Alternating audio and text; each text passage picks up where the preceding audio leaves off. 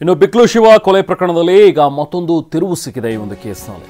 ಅದೇನಂತ ಹೇಳಿದ್ರೆ, ಬಿಕ್ಲು ಶಿವ ಅವರ ತಾಯಿ ಮಾತಾಡಿರೋದು, ಭೈರತಿ ವಿರುದ್ಧ ನಾನು ದೂರೇ ಕೊಟ್ಟಿಲ್ಲ ಅಂತ ಹೇಳಿ ಬಿಕ್ಲು ಶಿವ ಅವ್ರ ತಾಯಿ ಹೇಳ್ತಾ ಇದ್ದಾರೆ. ಈಗ ಪೊಲೀಸರೇ ಅವ್ರ ಹೆಸರನ್ನ ಹಾಕೊಂಡಿದ್ದಾರೆ, ನಾನು ಅವ್ರ ಹೆಸರೇ ಹೇಳಿಲ್ಲ, ಯಾರ ಬಗ್ಗೆನೂ ದೂರು ಕೊಟ್ಟಿಲ್ಲ ನಾನು ಅಂತ ಹೇಳಿ ವಿಜಯಲಕ್ಷ್ಮಿ ಅವ್ರು ಹೇಳಿದ್ದಾರೆ. ಏನೂ ಗೊತ್ತಿಲ್ಲ ಅಂತ ಅಂದ್ರೆ ನಾನು ಯಾರ ಹೆಸರು ಹೇಳಲಿ? ಹಂಗಾದ್ರೆ ನಾನು ನನ್ನ ಮಗ ಶಿವು ಕೊಲೆಯಾದ ಟೆನ್ಷನ್ನಲ್ಲಿದ್ದೆ, ಕೊಲೆ ಮಾಡಿದ್ದು ನೋಡಿದೆ. ಸೊ ಇದನ್ನ ಅವರು ನನಗೆ ಹೇಳ್ಕೊಟ್ರು, ಕೊಲೆ ಮಾಡಿದ್ದು ನೋಡಿದೆ ಅಂತ ಹೇಳಿ ಆಗ ಕೇಸ್ ಸ್ಟ್ರಾಂಗ್ ಆಗುತ್ತೆ. ಹೀಗಂತ ಹೇಳಿದಾಗ ನಾನು ಹ್ಞೂ ಅಂತ ಅಂದಿರ್ಬೇಕಷ್ಟೇನೆ. ಮಗ ಈ ಹಿಂದೆ ಭೈರತಿ ಬಸವರಾಜ್ ವಿರುದ್ಧ ದೂರು ಕೊಟ್ಟಿದ್ದ, ಅದರಲ್ಲಿ ಹೆಸರಿದೆ ಅಂತ ನನಗೆ ಅವ್ರು ಹೇಳಿದ್ರು, ಅವರೇ ಹೆಸರು ಹಾಕೊಂಡಿರ್ಬೇಕು ಅಂತ ಹೇಳಿ ವಿಜಯಲಕ್ಷ್ಮಿ ಈಗ ಹೇಳ್ಕೊಂಡಿದ್ದಾರೆ.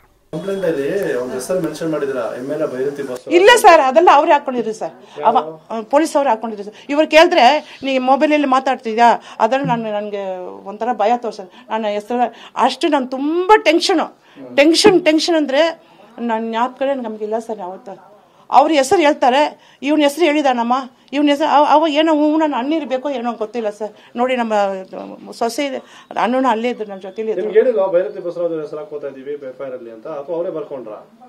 ನಮ್ಮ ಮಗ ಫಸ್ಟ್ ಕಂಪ್ಲೇಂಟ್ ಕೊಟ್ಟಿದ್ದಾನಲ್ಲ, ಅದ್ರಲ್ಲಿ ಇರ್ತದಂತೆ, ಅದ್ರಲ್ಲಿ ಇದೆ, ಅವ್ರ ಹೆಸರಲ್ಲೇ ಇದೆ ಅಂತ ಹೇಳಿದ್ರು.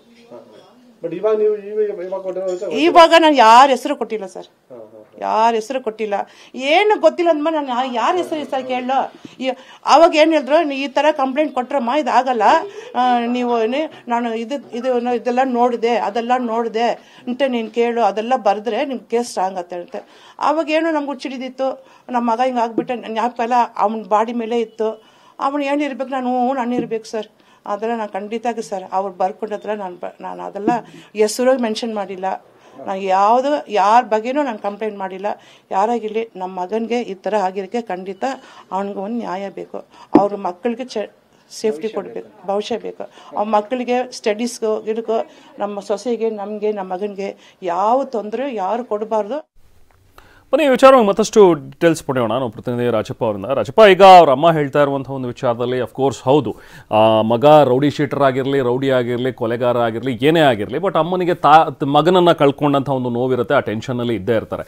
ಬಟ್ ಈಗ ಇವ್ರು ಹೇಳ್ತಾರೆ, ಮುಂಚೆ FIR ಆದಾಗ ಬಸವರಾಜ್ ಅವ್ರದ ಕುಮ್ಮಕ್ಕಿಂದ ಮರ್ಡರ್ ಆಗಿದೆ ಅನ್ನುವಂಥದ್ದು ಹೇಳ್ತಾ ಇದ್ದು, ಬಟ್ ಈಗ ನೋಡಿದ್ರೆ ಇಲ್ಲ, ನಾನು ಟೆನ್ಷನ್ ಇದ್ದರೆ ನಾನು ಹೇಳೇ ಇಲ್ಲ ಅಂತ ಹೇಳ್ತಾ ಇದ್ದಾರೆ ವಿಜಯಲಕ್ಷ್ಮಿ ಅವರು. ಇದು ರಾತ್ರೋರಾತ್ರಿ ಯಾಕೆ ಬದಲಾಯಿತು? ವಿಜಯಲಕ್ಷ್ಮಿ ಅವರಿಗೆ ಏನಾದರೂ ಬಸವರಾಜ್ ಅವ್ರ ಕಡೆಯಿಂದ ಅಥವಾ ಅವರ ಬೆಂಬಲಿಗರ ಕಡೆಯಿಂದ ಏನಾದರೂ ಒತ್ತಡ ಬಂತ, ಅಥವಾ ಈ ಥರದ್ದು ಏನಾದರೂ ಫೋನ್ ಕಾಲ್ ಮಾಡಿ ಅವ್ರಿಗೆ ಬೆದರಿಸುವಂಥದ್ದು, ಅಥವಾ ಬೇರೆ ಏನಾದರೂ ವಿಚಾರಗಳು ಆಗಿದೆಯಾ? ಹಾಗಾಗಿ ಈಗ ಈ ರೀತಿಯಾಗಿ ವಿಜಯಲಕ್ಷ್ಮಿ ಅವರು ಹೇಳ್ತಾ ಇದ್ದಾರೆ. ಪೊಲೀಸರು ಏನು ಹೇಳ್ತಾರೆ? ಅವರು ಹೇಳೇ ಇಲ್ವಾ? ಅವರೇ ಸೇರಿಸ್ಕೊಂಡಿರೋದಾ ಹಾಗಾದ್ರೆ ಹೆಸರನ್ನ FIR ನಲ್ಲಿ? ರೆಹಾನ್, ಬಿಕ್ಲು ಶಿವ ಮರ್ಡರ್ ಪ್ರಕರಣಕ್ಕೆ ಸಂಬಂಧಪಟ್ಟಂತೆ ಸಾಕಷ್ಟು ತಿರುವನ್ನ ಈ ಕೇಸ್ ಪಡ್ಕೋತಾ ಇದೆ. ಅಂದ್ರೆ ಅಲ್ಲಿ ಪ್ರಮುಖವಾಗಿ ಗಮನಿಸಬೇಕಿರುವಂತಹ ಅಂಶ ಅಂದ್ರೆ, ವಿಜಯಲಕ್ಷ್ಮಿ ಅವರೇ ಬರೆದುಕೊಟ್ಟಿರುವಂತಹ ದೂರಿನ ಕೊನೆಯ ಪ್ಯಾರದಲ್ಲಿ ಭೈರತಿ ಬಸವರಾಜ್ ಅವರ ಹೆಸರು ಕೂಡ ಉಲ್ಲೇಖ ಆಗಿರುವಂತದ್ದು. ಆದ್ರೆ ಇವತ್ತು ಅವ್ರು ಮಾತಾಡುವಂತಹ ಸಂದರ್ಭದಲ್ಲಿ ಭೈರತಿ ಬಸವರಾಜ್ ಅನ್ನುವಂತ ಹೆಸರನ್ನೇ ನಾನು ಸೇರ್ಸಿಲ್ಲ. ಅಂದ್ರೆ ಬಿಕ್ಲು ಶಿವ ತನ್ನ ಮಗನ ಹತ್ಯೆ ಆದಂತಹ ಸಂದರ್ಭದಲ್ಲಿ ಆ ಶಾಕ್ ನಲ್ಲಿ ನಾನಿದ್ದೆ, ಆದ್ರೆ ಹೊರಗಡೆ ನಡೀತಾ ಇದ್ದಂತ ವಿಚಾರ ಎಲ್ಲವನ್ನ ಕೂಡ ನನ್ನ ಮಗ ಮನೆಯಲ್ಲಿ ಹೇಳ್ಕೊತಾ ಇರ್ಲಿಲ್ಲ. ಹೊರಗಡೆ ಅಥವಾ ರಿಯಲ್ ಎಸ್ಟೇಟ್ ಬಿಸ್ನೆಸ್ ಅನ್ನ ಮಾಡ್ಕೊಂಡಿದ್ದ, ಹೊರಗಡೆ ಏನಾಗ್ತಿದೆಯೋ ಗೊತ್ತಿಲ್ಲ. ಆದರೆ ಈ ಜಗ್ಗ ಏನಿದೆ, ಆತ ತನ್ನ ಮಗ ಶಿವನ ಏನಿದ್ರೆ ಆತನ ಸ್ನೇಹಿತನೇ. ಆದ್ರೆ ಇತ್ತೀಚೆಗೆ ಒಂದು ಕಿತ್ತಗನೂರು ಜಮೀನು ವಿಚಾರವಾಗಿ, ಸೈಟ್ ವಿಚಾರವಾಗಿ ಇಬ್ಬರ ನಡುವೆ ಒಂದಷ್ಟು ಮನಸ್ತಾಪಗಳು ಉಂಟಾಗ್ತಾ ಇತ್ತು. ಆ ಒಂದು ಮಾತನ್ನ ಮಾತ್ರ ಆತ ನಮ್ಮೊಟ್ಟಿಗೆ ಹೇಳಿದ್ದ ಅನ್ನುವಂತ ಮಾತನ್ನ ಕೂಡ ಹೇಳ್ತಿರುವಂತದ್ದು. ಅದ್ರ ಜೊತೆಗೆ ನಾವು ಕೂಡ ಪ್ರಶ್ನೆ ಮಾಡಿದ್ವಿ, ಭೈರತಿ ಬಸವರಾಜ್ ಅವರ ಹೆಸರನ್ನು ಕೂಡ ನೀವು ಕೊಟ್ಟಿದ್ದೀರಾ ಅಂತ ಹೇಳಿ. ಆದ್ರೆ ಆ ಸಂದರ್ಭದಲ್ಲಿ ಅವರು ನಾನು ಯಾರ ಹೆಸರನ್ನು ಕೂಡ ನಮೂದಿಸಿಲ್ಲ, ಆದ್ರೆ ಪೊಲೀಸರ ಬರ್ಕೊಂಡ್ರು ಅನ್ನುವಂತ ಮಾತನ್ನ ಕೂಡ ಅವ್ರು ಹೇಳ್ತಾ ಇರುವಂತ. ಹಾಗಾದ್ರೆ ಪೊಲೀಸರು ಉದ್ದೇಶ ಪೂರ್ವಕ ಯಾಕೆ ಬರ್ಕೋತಾರೆ?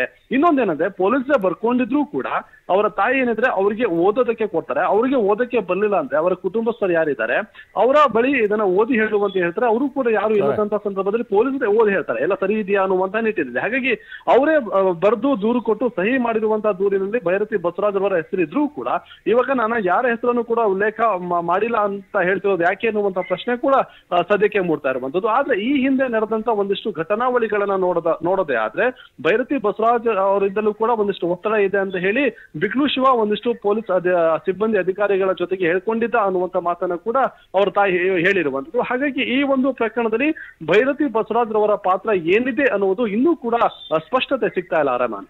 Okay, thank you Rajappa.